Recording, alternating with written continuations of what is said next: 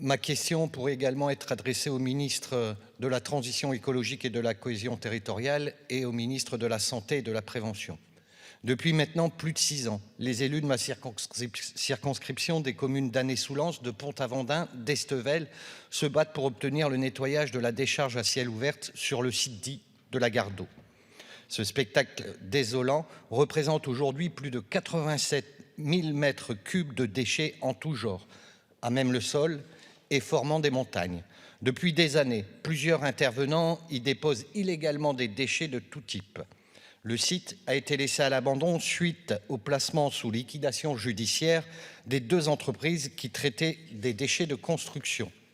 Ces entreprises sont responsables et ont utilisé tous les recours à leur disposition pour repousser les échéances d'abandon des sites. Pour le dire autrement, entreposer le maximum de déchets. Les incendies à répétition engendrent par ailleurs des pollutions atmosphériques.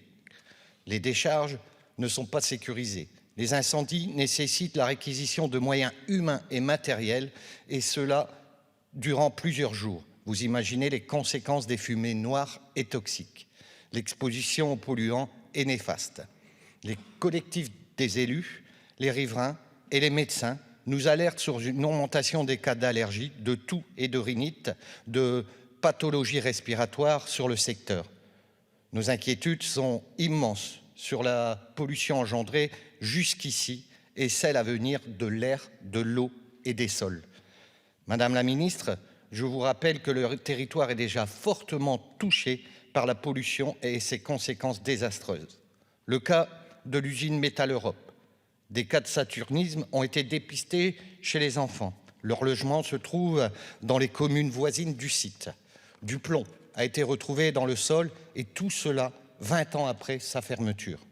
Malgré les différentes motions prises par les 3 communes et la communauté d'agglomération Lens-Liévin, malgré nombre d'arrêtés pris par la préfecture, malgré les poursuites en justice, malgré plusieurs interpellations de Katia Poursopoli, sénatrice du Pas-de-Calais l'année dernière, auprès de la ministre de la Transition écologique, rien n'y fait. C'est le statu quo, rien ne bouge. Cela ne peut plus durer.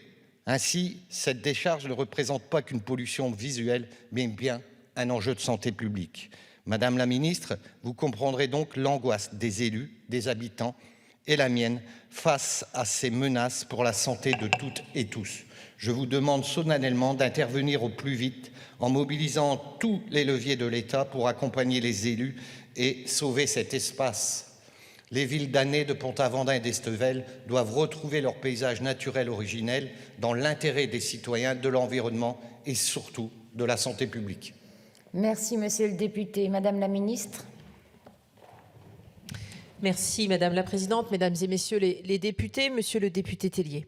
Votre question porte sur le cas d'une décharge illégale qui se trouve sur le territoire de la commune d'Annay-sur-Lens dans le Pas-de-Calais.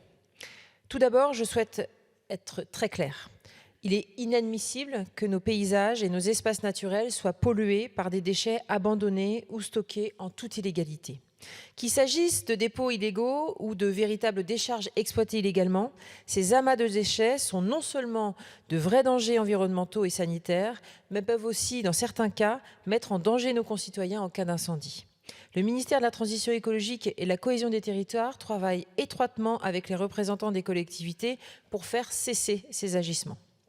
Pour le cas d'Annay-sur-Lens, les services régionaux du ministère mettent tout en œuvre en matière de police des déchets avec des poursuites administratives et judiciaires pour la résorber dans les meilleurs délais, en étroite coordination avec les ministères de la Justice et du ministère des Finances publiques. Des astreintes journalières ont encore été arrêtées envers les contrevenants en septembre 2022. Le préfet cherche par ailleurs activement des solutions avec les élus, les exploitants, les 2 propriétaires des parcelles concernées, Voies navigables de France et un porteur de projet de reconquête de la friche.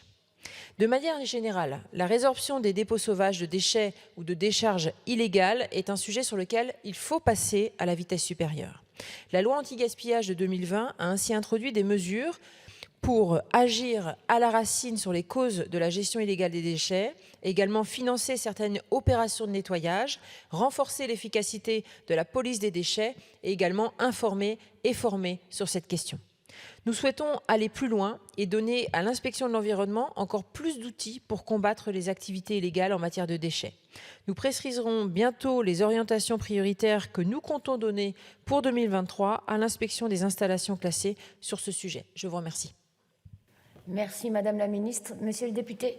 Oui, très vite, juste pour vous remercier, mais je veux vraiment insister parce que ça fait 6 ans que ça dure et je vous ai entendu parler que le travail se faisait avec les élus locaux.